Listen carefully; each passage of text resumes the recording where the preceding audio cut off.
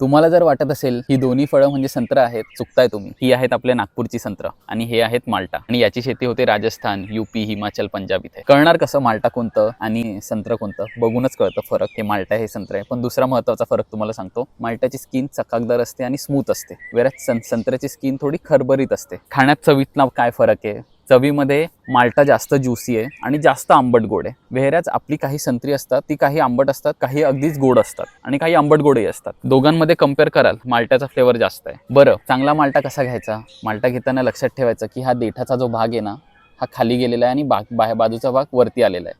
हे बघा, ह्याच्यात कंपॅरिझनमध्ये कळेल तुम्हाला. हे जे माल्टा आहे हे तयार आहे, बाजूचा भाग वरती आला आहे, हा भाग खाली गेलेला आहे, खोलगट आहे. हा शक्यतो असा घ्यायला अवॉइड करा जे चपट आहे, सपाट. माल्ट्यामध्ये पण दोन स्किन आहेत, जसं मोसंबीचं मी सांगितलेलं तुम्हाला, गुळगुळीत स्किन आणि थोडी खरबरीत स्किन. तर पातळ सालीचे माल्टे असतात ते एकदम प्लेन स्किनचे असतात, ते घ्यायला प्रेफर करा. एकदम मोठ्या साईजचे माल्टा घ्यायला अवॉइड करायचे. का? एकदम मोठ्या साईजचे माल्टा थोडं पांचट असतात. मीडियम ते छोट्या साईजचे माल्टा तुम्ही घेऊ शकता, ते छान असतात खायला. माल्टा सोलताना थोडंसं कापसासारखं असं दिसतं. हे सोलताना तुम्हाला कळून जाईल की हा माल्टा आहे बाबा, हे संत्र नाही आहे. जर घेतानाच नाही कळालं तुम्हाला तर. हे बघा, हे आहे माल्टा.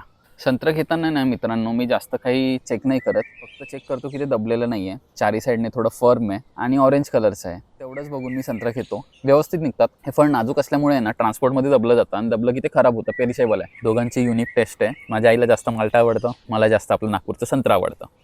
तुम्हाला काय आवडतं ते पण तुम्ही कमेंट करून नक्की कळवा. आणि तुम्हाला माल्टा आणि संत्रा याच्यातला फरक माहिती होता का? तेही नक्की कळवा. येतो मी. Bye bye.